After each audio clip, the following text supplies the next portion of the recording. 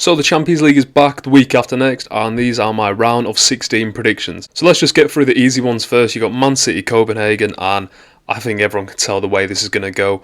Got Kevin De Bruyne back now for Man City, which I think he just obviously completes their midfield. He is one of the best midfielders the game has ever seen. Bringing Erling Haaland back from injury, he's going to be hungry to get into the game more. He misses scoring goals, and I think there's only one way this can go, and I think it could potentially go over double digits on aggregate. Copenhagen are third in the league at the moment. They're only about 3 points adrift of first place, but I think Man City are in the hunt for the title now that they're getting the players back from injury. If they win both the games in hand in the Premier League, they will be top, and with an easy draw like this in the Champions League, they might try and go on to win it again. Then I think the next guarantee is probably Real Madrid, RB Leipzig. RB Leipzig looked quite good, I thought, in the group stage. That Xavi Simons, it's quite fun when you see a wonder kid who you see on Instagram when they were like 13, 14, and because there's so many of them that you see that's just so praised. And he actually turns out to be a top quality player, and this lad has. I think he had a bit of a dip at PSV, and he's gone to PSG. I believe they bought him back. And I think he's going to be starting for PSG's midfield probably next season because he's fantastic in the group stage. The amount of goals he scored, the amount of great goals outside the box goals that he scored, and he looked like one of the best players in that first round. But I just think the star-studdedness of PSG with Vinicius Jr. and obviously Bellingham and the rest of them, I think it'll be too much for them. And I think the way Bellingham looked in the group stage, he looks the same way in the league. He just looks like he's hungry, and it's one of those, if Bellingham can do something in the Champions League this season, win the league with Real Madrid, and also potentially do something with England in the summer, then there's going to be a lot of Ballon d'Or shouts the back end of this year. So next we have Lazio Bayern, and I can only really see it going to Bayern. I think now they've brought Harry Kane in. Harry Kane needs to win a trophy, basically. If he's not going to win the Bundesliga, which he still could, they're only 2 points behind Leverkusen at the moment, he needs to get something on his CV, really. And I think this could be it. A Champions League with Bayern Munich. They've got the squad. They brought in even more players in January, like an Eric Dyer. I know he's not fantastic, but they're bringing more reinforcements now. And I think Tuchel has proven he's won it with Chelsea before, and he knows how to do it. I think they couldn't have really got a better draw with Lazio. Lazio were terrible at the start of the season. I thought they were a bit rubbish in the group, to be honest. I think it was a bit of a weak group. And they have had a bit of a comeback this back end of the season. They are currently 9th in the league as of recording. I can see Bayern just getting rid of them within the first game, really. It's away at the start, so they have to go to Rome. But I think it'll be a big game for Bayern, and then they'll come back to the Allianz and just completely finish them off. Next, we've got PSV, Borussia Dortmund. Best matchup in the Champions League so far, this, because PSV are top of their league. They're smashing the Dutch league. They're going to win it. And they've got great players like that Johan Bakayoko. Lozano's obviously been a great player in Europe. Luke de Jong's scoring quite a lot of goals for them. But then on the flip side, I think you've got Dortmund, who are obviously struggling post-Bellingham. They're struggling off the high after they nearly won the league last season, which, they really should have. But they look quite good in the Champions League this year, and I thought they took everyone by surprise because most people, including myself, were expecting them to finish bottom of that league with Milan, Newcastle and PSG. Whereas I definitely remember watching the Newcastle game at St James's. They were fantastic, I thought. Yes, Newcastle could have won on another day. However, I thought that lad, Nico Schlotterbeck, I thought he was fantastic.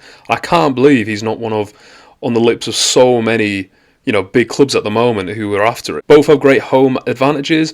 Obviously, Dortmund have one of the best home crowds in the world. I think I probably will go Dortmund in this matchup, but it's not going to be easy, and I think both home games are going to really decide it for either one. So is it going to be a case where Dortmund dominate them in the second leg, or PSV just get it done with in the first leg? I don't really know, but it's the tightest game so far, but I just reckon Dortmund will get by. Next, we've got Porto versus Arsenal, and this is a tricky one, I think, for Arsenal. Porto on paper are normally an easy draw, but they're further in the league, but in the hunt for the title at the moment, I think it's a three-horse race, as it probably always is with Sporting, Benfica and Porto. And I think as of recording, Arsenal just beat Liverpool 3-1 at the Emirates. But it wasn't as convincing as you'd like it to be going into the Champions League. They've had a pretty bad end of December, January, and I just think it's the striker. They need the striker. There was a great bit in the first half of the Liverpool game where Gary Neville was going on about Kai Havertz and how there was literally no one in the box when Bukayo Saka hit it across, into the 6-yard area. And there's no one to get in front of, I think it was Van Dijk at that time. It was just someone waiting in the 18-yard box. It was Kai Havertz. I think this just shows, and I think in the Champions League, especially in knockout stages, you need that striker who's just going to come in. You need that. I mean, even Jesus, if you can get him fit again and just get him firing. I mean, he's a bit more of a playmaker, isn't he? He's a bit more of a Bobby Firmino. But they just needed that striker, and I don't think they can win the Champions League really without it. I do think Arsenal will get it over the line because they still are in the title race, especially after that win tonight. However, I just think they need to go far in the Champions League to justify the money that's getting spent on the squad at the moment. So I think it will probably be a draw in Porto because Porto are fantastic at home. However, I think Arsenal will just smash them at the Emirates because, like it or not, it's become quite a good atmosphere over there now. Next, we got PSG Real Sociedad, and I think PSG should be able to just handle this quite easily. However, Real Sociedad, they're always a very well coached team. I think the chemistry between the squad is always quite good. And if you're looking at the table, they're doing okay. They're 6th in the league. However, if you actually look at it, they haven't lost many games. They've only lost 4 games. And I think that is due to the fact that they've conceded only the 4th joint amount of goals in the league at the moment with 21. Which in 23 games for a team just fighting for the top 6 places isn't terrible. And if you look at it, they've actually conceded, less goals than Barcelona, Atletico Madrid, joint with Atletico Bilbao. And if they can just get maybe a draw away at Paris and take it to Spain, then I think they've got a great chance of causing an upset. But I think Mbappe, it's probably his last season at PSG this year, and the lad is just born for the Champions League. I think he's the best player in the world. I think he always shows it on the Champions League stage. He had a bit of an iffy group stage, however, with this knockout stage, they've got a fairly easy draw in relative terms to other teams. And I think Mbappe is going to turn up. And I mean, it's the last chance really to win a Champions League for his boyhood town, really. So next we got Napoli, Barcelona. And this is, I think Barcelona should be able to deal with this. Maybe upset through the Xavi leaving at the moment. However, the big thing is, if Victor Osimhen wins AFCON, let's say, because it's either them or Ivory Coast at the moment who are favourites, that finishes on the 11th of February, and their game is, on the 13th, I believe?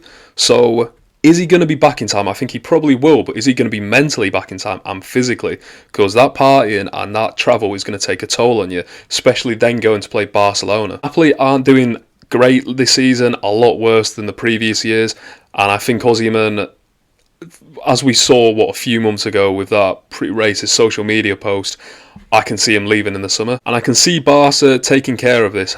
But the only problem is, Barca are playing such young players at the moment. I mean, it's even like that Yamal on the right wing for Barcelona. He's 16 years old and he's played over 20 times for them in the league alone. Which I think when you are relying on these young players to help you, people in the Champions League with more experience do often come out on top. And if you are relying on a 16-year-old to help you score goals up front in the Champions League, yes, they've got Lewandowski, and yes, they've got other great players. However, maybe the experience might prevail in Napoli's case. I do think Barcelona will go through, though, all saying that. And finally, probably the highest profile game, at least between the two teams, Inter Milan, Atletico Madrid. Inter currently top of the league and finished runners-up last season in the Champions League to Man City in a game they probably could have won. Atletico Madrid, okay this year in the league, 4th in the league, and they're actually on a decent run of form at the moment. They've won 4 in 5 games. However, it's a really tough one because Lautaro Martinez is the top scorer in the Serie A this season, so I think he is being helped by maybe not having Lukaku there and just having free reign up front. But you look at Atletico Madrid as well. I think defensively they've gone down a bit. However, with players like Griezmann and Morata having a decent partnership up top, you never know. And I think Griezmann is coming back into his own now. He's signed back for the club permanently. But in this game, I'm going to go into Milan. I think they'll take the same form that they did out of last season's Champions League. I don't think they'll get near the final again, but I think they know how to get there, and I think this Madrid side really needs a refresh. But let me know what you think. Let me know who you think will win in these round of 16 games.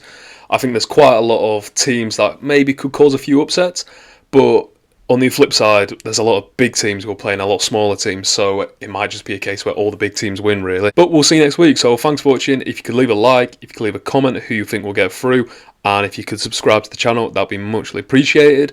And thanks for watching.